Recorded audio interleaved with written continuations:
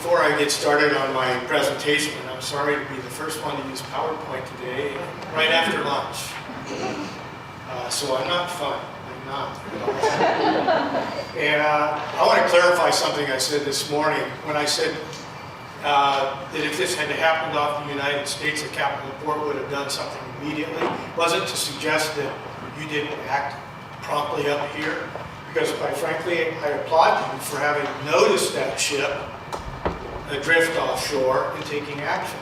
Because I think if it had happened somewhere along the west coast of the United States where nobody's watching, it wouldn't have been responded to in the same manner.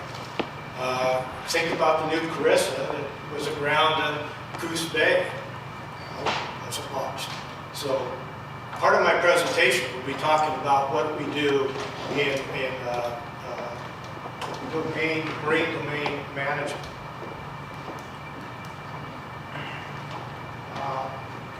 Just quickly about the Marine Exchange and what we do. We're a nonprofit, member-based organization. Most of our membership is the maritime industry, but we do have a number of special interest groups, a couple of tribes, law firms, whatnot, want to be members of the Marine Exchange so as to be able to avail themselves of our services. We track all the commercial vessels that come and go from Puget Sound, U.S. ports, and we gather that information through various means and make it available to our customers so that they can be safe, secure, and efficient in their operation. We do it by monitoring the vessels. We also have some answering services. We keep statistical reports, whatnot. We have a 24/7 watch. I need to talk about this. And they are gathering data 24 hours a day, making it available to customers regardless of when the vessels arrive.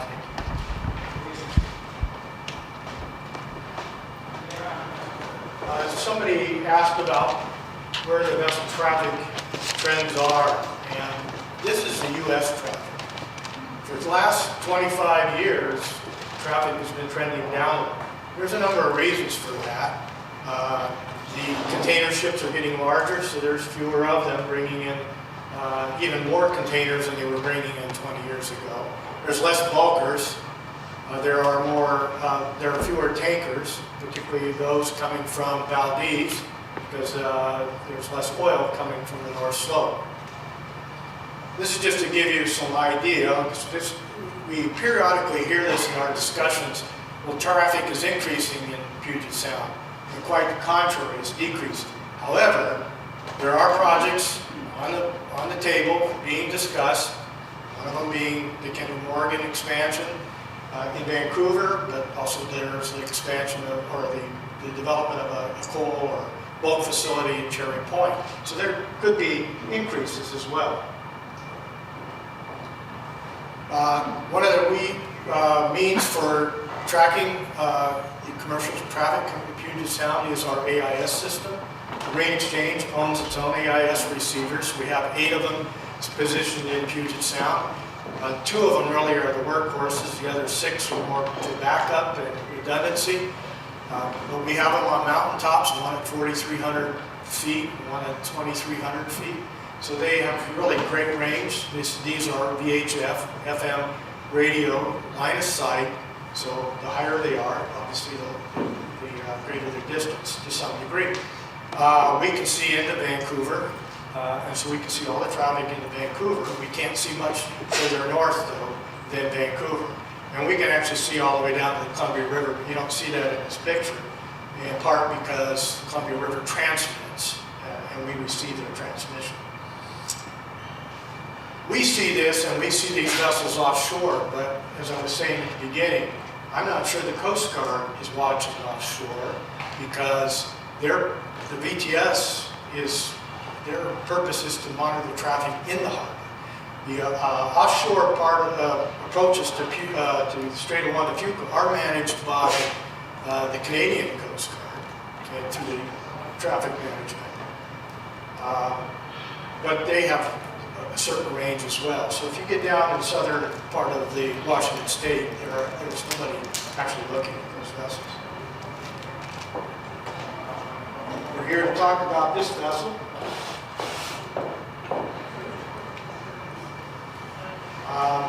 And this is its track line. I can't see it on there. I hope you can see it up there. It's the light green line, unfortunately. You can see where she broke down, started drifting to shore. And somebody, I guess, which vessel was it that towed her off? The Reed? Gordon Reed towed her off for a bit. And then started drifting back and picked up by, I guess, the Barbara Frost. That's the track. This is using the Alaska system, which includes the Marine Exchange of Alaska, which includes satellite AIS. So you can see all the traffic offshore by the distance there. Some of that is satellite AIS, and it's not near as timely as the shore-based AIS is. Good picture of the Great Circle route. There, the vessels passing through Unimak Pass. We'll talk a little bit about the network towards the end of this discussion. I was asked originally to talk a little bit about the emergency response towing vessel that's at Nia Bay. So I'm going to be able to do that. I talk a little bit the history, the current law, capabilities, and the different roles and responsibilities, as well as how it's used. The tug's actually been out there since 1999, funded in various different ways. Originally it was funded in part by the Navy and the Coast Guard, and a little bit of money from the Tenyaru oil spill. That didn't last very long, and then the state of Washington funded it. They were only able to fund it for about half a year, so it was funded for the 6 months, usually October to April, somewhere in there. What we perceived to be the worst time of year, and needed to have the tug out there. And then the state funded it for a biennium, and during that biennium they passed a law that said beginning in 2010 the industry was going to pay for the tug. So we had to come up with a mechanism for the industry to pay for the tug. Beginning in July, we started July 1st of 2010, we started charging the vessels who are coming to the United States through the Strait of Juan de Fuca a fee for the tug in Nia Bay. The law said that the vessels coming into Washington ports through the Strait of Juan de Fuca are required to have a tug at Nia Bay, an emergency response towing vessel with certain capabilities. Well, if they were all to do that on their own, it would be astronomical cost just to put for one vessel. We put a single vessel, we got together as an industry, we put a single vessel out there, and it cost us roughly $3 million a year to have it out there. And we collect from the vessels on their arrival a fee. And I won't go into the fee. If you want to know it, you can ask a question about how we determine the fees. The capabilities listed up here, and I don't expect you will read that, but one of the important things is it can be underway in 20 minutes. Every time that vessel has been called to assist, in whatever reason assisted it has been, whether it's just an escort or to tow or just to go out and check to make sure everything's okay, they've been underway in less than 20 minutes. That's required by the law. They have to have certain capabilities. They have to have a 70-ton bollard pole capability. They have to have certain equipment on board, and they have put the line up a few times on vessels, but most of the time they go out and escort the vessels in the Strait of Juan de Fuca, where at some point in that passage they are met by another tug that continues on, so that the emergency response towing vessel can go back out on station where it's supposed to be. The only purpose of this tug is to keep the vessels from going around. So if we run into an problem, propulsion problem, steering problem, this vessel should be able to hold them offshore until other capability can get there. They have towed, and they are capable of towing in the best of conditions. In worst conditions, it probably would only be able to hold them off, not Yes, we haven't gotten it yet. Hope we never will. Roles and responsibilities. We formed a group down there, the industry did, called the Emergency Response Towing Vessel Compliance Group. It's a board of 10 people, 4 people representing the tank industry, 4 people representing the non-tank industry, and then there are 2 non-voting members on there. One of them is myself, who serves as the secretary-treasurer of the board for the ERTV compliance group, and the other one is the executive director of the Washington State Maritime Cooperative, which is the organization that contracted for the tug to be out at Neal Bay.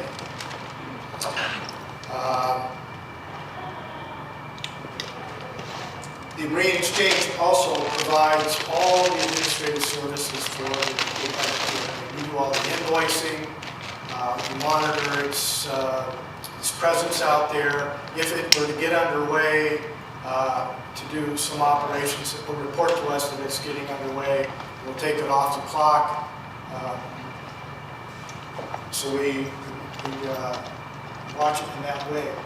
When it comes to operations, though, the tug has to be hired, and we do not dispatch the tug. The ERTV compliance group does not dispatch the tug. We just put the tug there, and if the tug can be hired in 3 different ways. It can be hired by the vessel that needs assistance, it can be hired by the U.S. Coast Guard, and it can be hired by the state of Washington. And I suppose if somebody else wanted to try to hire it for the purposes that it needs, we would probably consider that as well. I know that in the Kinder Morgan risk assessment that was done, there was actually several different reports done there where they repeatedly said they didn't know if this tug would be available to assist the vessel that was bound for Canada. This vessel is available to assist any vessel that needs assistance, regardless of where it's bound. So it's there. It's paid for by the vessels coming to the United States, but it's there to assist any vessel that needs assistance.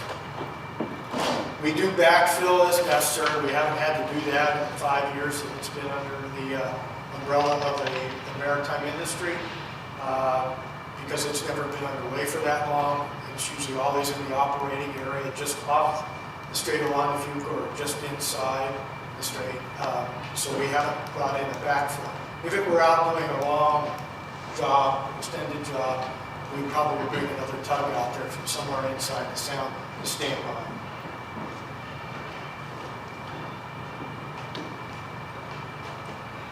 You can get a lot more information if you're interested about the ERTV on the website. You go to the Marine Exchange website and click on ERTV in the center of the page to take you to that information. I'm sharing with you most of it right now. It covers the history. So if you have any more questions about that I can't answer for you here, you might want to look them up. You're also welcome to call me anytime. I'd be happy to go over in greater detail. One of the things I want to leave you with is, and I think many of you already know this, but we really do have a pretty darn comprehensive maritime safety system worldwide. It starts with international rules and regulations, and then it comes down to domestic rules and whatnot. And there's a flag state inspection program, and there's a port state inspection program. So I'm often asked, well, these ships just come and go on their own. No, they don't. They don't just freely come into U.S. waters or into the Canadian waters without being subject to port state control. They do have certificates on board here, international certificates on board, that are required by SOLAS, Safety of Life at Sea Convention, and under the International Maritime Organization. But then there's also domestic requirements that may apply. But every vessel that comes into the United States is boarded at least once a year by the U.S. Coast Guard and done at port state control to ensure that they're in compliance with those international requirements. We have a cooperative vessel traffic system. It doesn't really matter much up here, but you're covered by that vessel traffic system. But the cooperative part of it really covers the Strait of Montefiore and the boundary waters of the U.S. and Canada, and it is unique. I don't think that exists anywhere else in the world. We're very proud of it, and I think it's probably instrumental in the great safety record that we have in this region. We have tug escorts for the tankers, both sides of the boundary. One of the things I would note that recently, and you can find this on our website, by the way, the Puget Sound Harbor Safety Committee website. I'll point to that later. But there was a comparability study required by the U.S. Coast Guard's Authorization Act of 2010. They just completed that this past year, which is the comparability analysis is comparing Canadian and U.S. requirements to see that they're comparable so that we can recognize that a vessel bound to Canada is well covered. And the Canadians can recognize vessel bound or outbound from the United States, which is in Canadian waters, is also well covered. So that comparability study is on there, and it finds that we are comparable. We're not exactly the same, but we're comparable. Harbor Safety Committee. I'm the current chair of the Harbor Safety Committee, and the Harbor Safety Committee is an organization created for the purpose of bringing the community together to talk about standards of care that go above and beyond what is in the laws and regulations. Holes, or what might be perceived as holes, gaps in the rules and regulations that we can address through some voluntary standard of care. And we're quite effective, I believe, in Puget Sound. We're often called and asked for our advice in creating other harbor safety committees, the one in Grays Harbor, the one down the Columbia River. Now they're forming a harbor safety committee for the Arctic Waterways Safety Committee, and meeting in a couple of weeks up in Anchorage. We've been asked to come up there and share our experiences in our harbor safety committee. Anyway, it's a group of people. It involves maritime industry folks for a large part, but it has tribal representatives on the Harbor Safety Committee, the U.S. Coast Guard, the state of Washington, the NOAA, Corps of Engineers, Maritime Administration, all are members in an advisory board. They can't be members as a voting member, but they can be advisors to the Harbor Safety Committee, and they're very active. A busy slide. I don't expect you to read, highlighted in red some things. We've come up with some procedures, practices beyond regulations. They are voluntary, not regulation, not enforceable. However, if you were to have an accident, and you ended up in court, a standard of care you knew about, you didn't comply with, would probably count against you.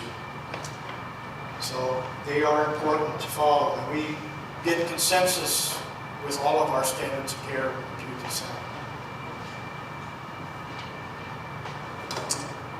And I want to talk about another standard of care, which I think is very applicable here. That's an awful busy slide, which you don't need to read at all, but it is the Pacific States, British Columbia Oil Spill Task Force did a vessel traffic study 10 years ago.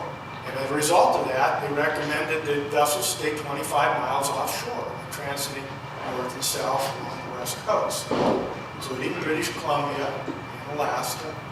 And if you're a loaded tanker, you stay 50 miles offshore. So being 25 miles offshore is the standard of care. With some kind of system like AIS, we've got marine domain awareness. See what's offshore, we can see that. But now we have to have a means to manage it. So we need to be able to manage it as well. Not just have a standard of care and know things are going on out there, but not being able to manage it. So, this pretty much sums up what I just said. It's 25 miles offshore. What I did find strange here is, I know it doesn't happen, is that if you're in an area, adjacent ports seek guidance from the captain of the port. I can't think of a single time that's ever happened.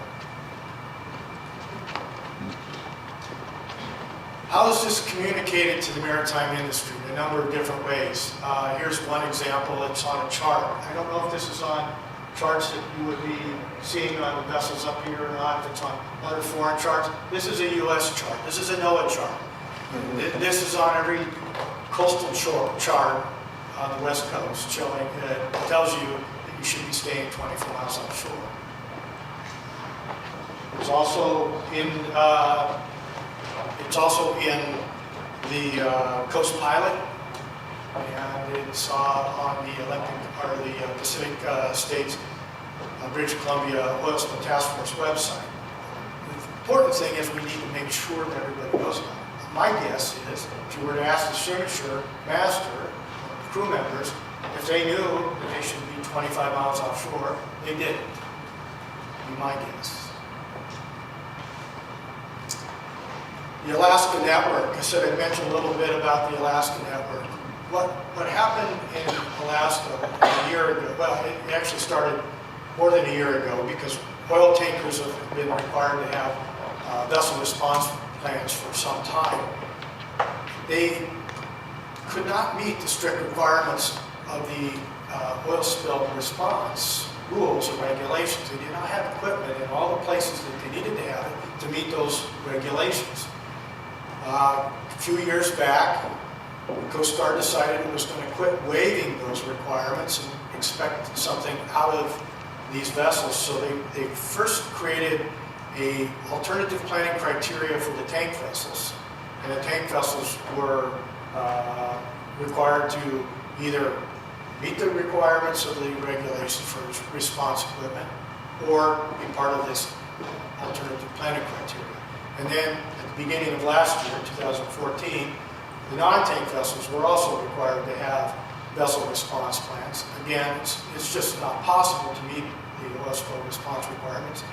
Over half of the coastline of the United States is the state of Alaska.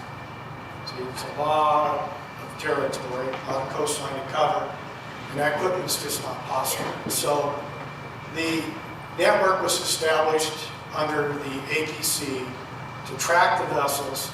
The vessels enroll in the APC. When they do so, they agree to stay, as Mark said earlier today, they agree to stay a certain distance offshore. If they deviate from those agreed upon standards of care, then somebody intervenes and says, what are you doing? Why are you slowing down? Why are you going over close to that island? And they find out why it is and they deal with it. So that requirement, that exists for the state of Alaska. And one of the things that we've been talking about as well is, should this exist along the West Coast? Should this be something? If it's a voluntary measure, how do you get folks to participate in it? There are certain things like, if you've heard about Green Marine. Green Marine is an organization that gives recognition to companies that do things above and beyond what is required of them. And it's something we could look at for a Green Marine requirement for certain recognition. The things that you have to consider, though, I know here with regard to the network and placement of tugs, is how do you fund all this stuff? How do you address the vessels that are in innocent passage? There are vessels all the time in innocent passage. Obviously, the Shingishore was innocent passage. We're going to have that same situation on the U.S. coast as well. So, if you're interested in this particular website, reading more about the network, it's a pretty extensive website.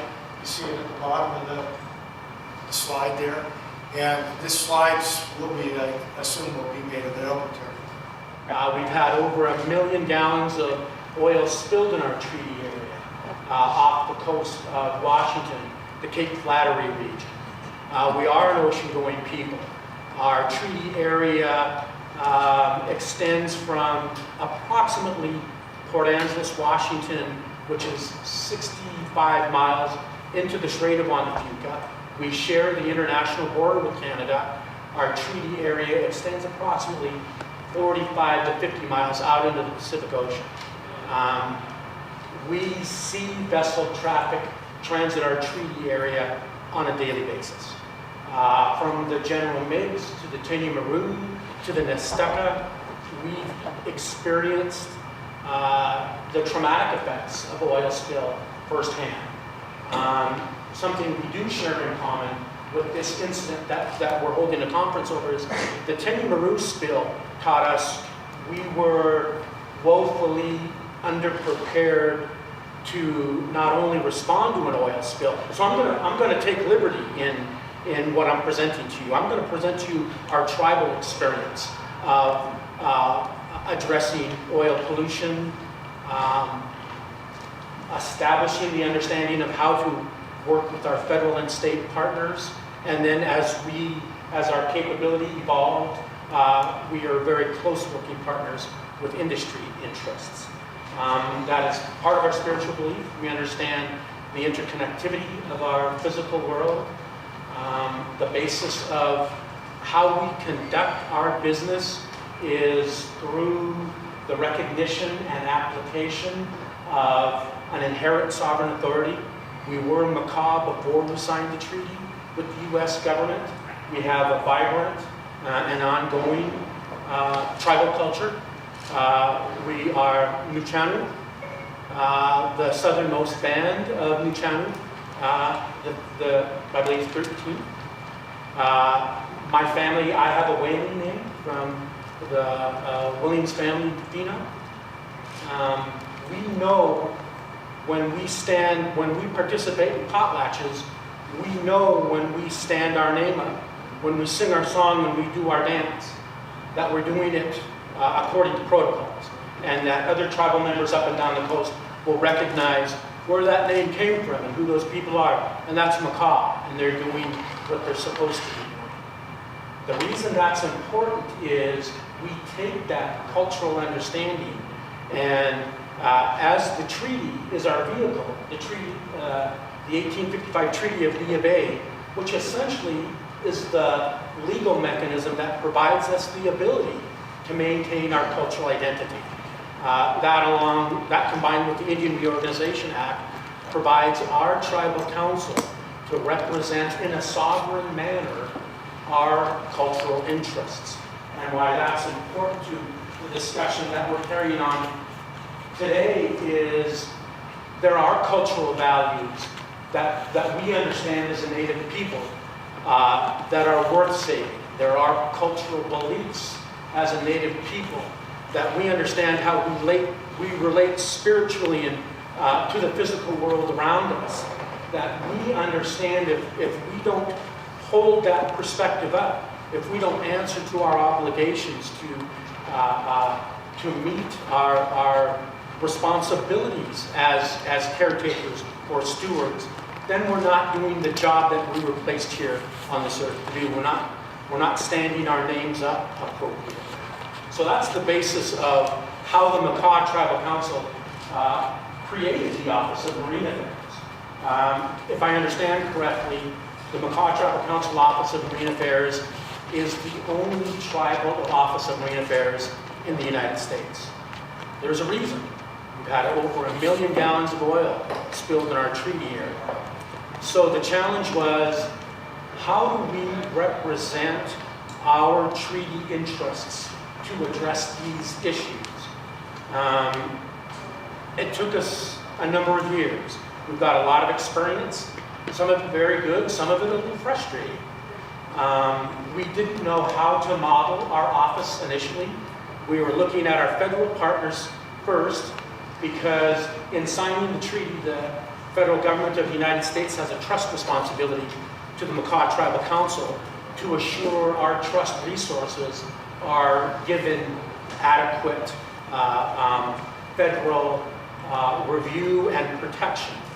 And at Makah, our trust resources are our real estate, our forest products, our standing timber, and our ocean resources.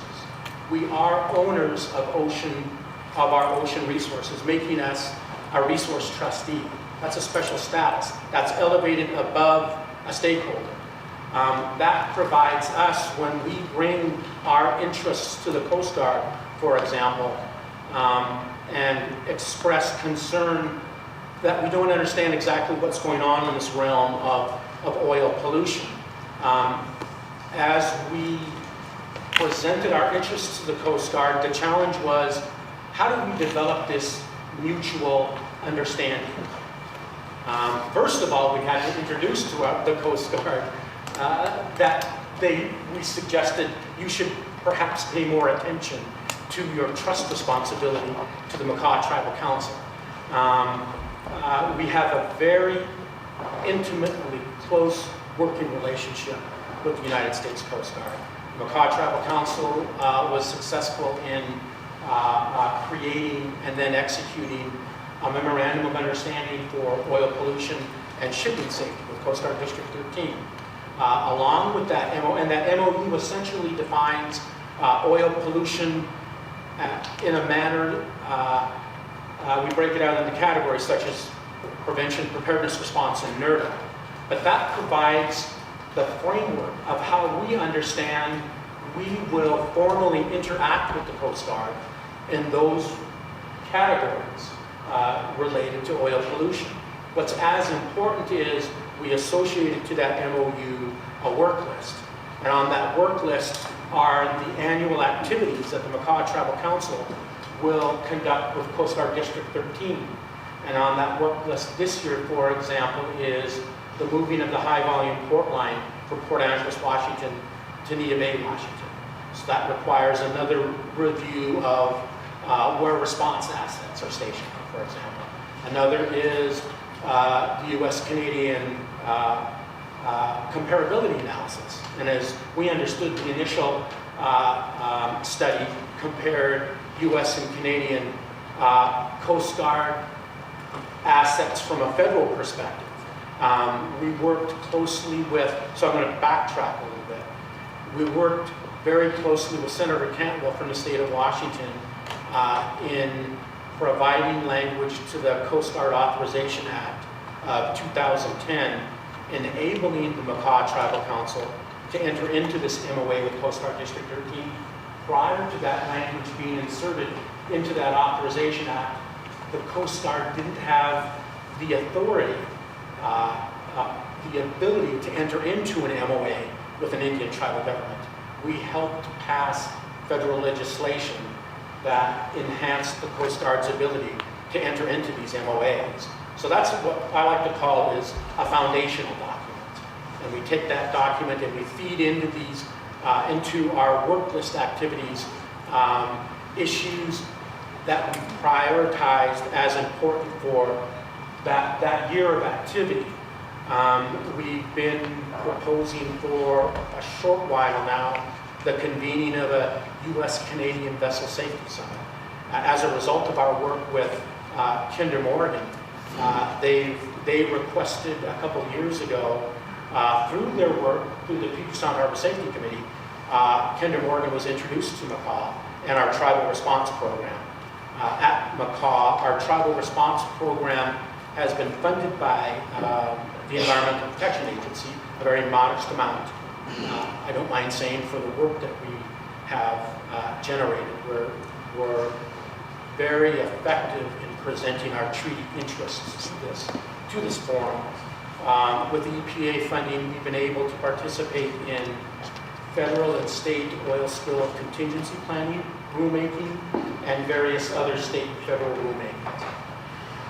When we were earlier on, we were involved in the Oil Pollution Act of 1990, and that was the enabling legal mechanism that we based our program on. That's when we came to the understanding of what OPA 90 did, and what responsibilities it represented and delegated to the United States Coast Guard. That's when we realized there's our partner, that's who we want to be like. And initially, as we were attempting to develop this close working relationship, we didn't speak the same language. That made it difficult for us to relate our interests. And we didn't give up. It took us a number of years. Eventually, what we learned was if we could develop a common operational understanding of the Coast Guard's operational mandate, we sat down with Coast Guard staff and we determined what our priority areas were. And we exercised our understanding of the Coast Guard's trust responsibility to the Makah Tribal Council, if you're following me. And so we said, here are areas that we're interested in. Explain to us how your programs work. What programs do you have authority over that address these interests? So we started going line item by line item down in regards to what the Coast Guard's responsibilities were. And so this is like group editing, a term paper. It's painful, I gotta tell you. But what it provided us was this level of understanding of how our Coast Guard worked, as well as it by then identifying terms of communication or dialogue, we could speak to the Coast Guard in the terms that they understood. And that's how we came to this understanding of developing a common, what did I call that? Common operational understanding. And why this is so important is we couldn't consult with the Coast Guard at an effective government-to-government level if we couldn't speak the same dialect. So establishing this common operational understanding enhanced our ability to consult with the Coast Guard, therefore allowing them a clearer understanding of what our treaty interests were, so they could in fact meet their trust responsibility at the level that the Makah Tribal Council determined was adequate. And this isn't static. Consultation is ongoing. Meaningful consultation isn't meaningful without implementation. And that's how you get back to our work list activities. We're implementing the consultation model that we've identified in the MOA. And that MOA is very versatile. That is to say, we could be identifying 5 main categories or 4 main categories in shipping, for example.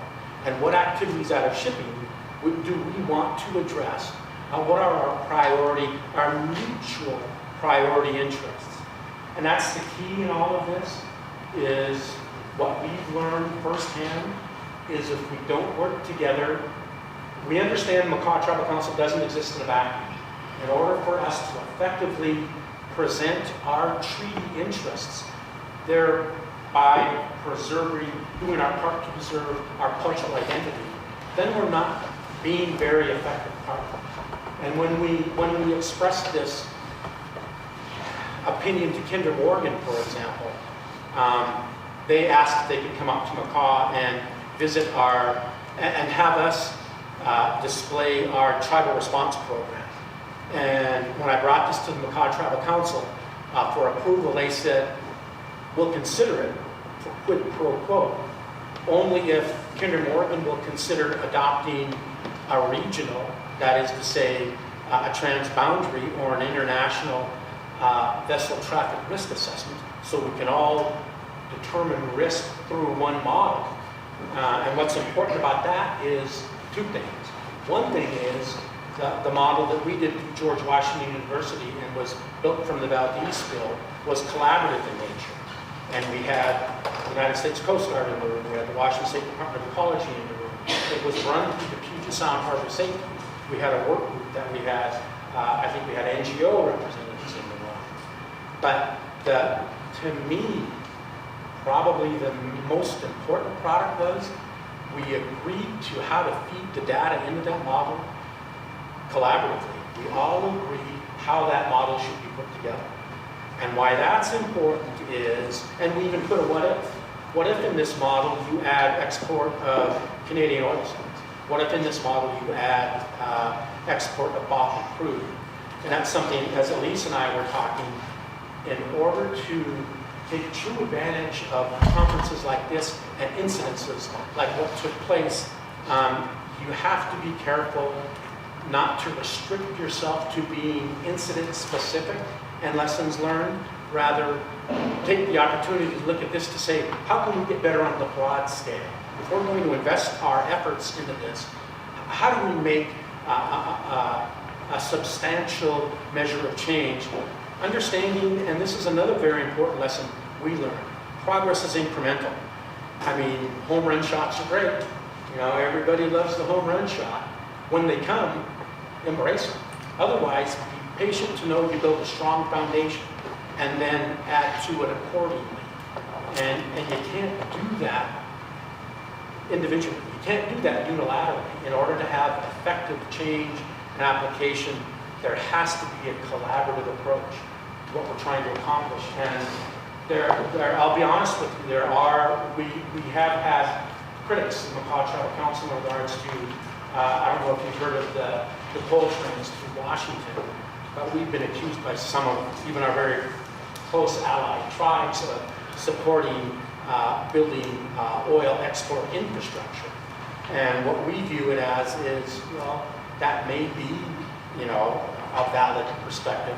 What we're really concentrating on is assuring that we're building a world-class safety regime, so we know we're doing everything we can to address the marine side of those interests, or those issues. I could go on.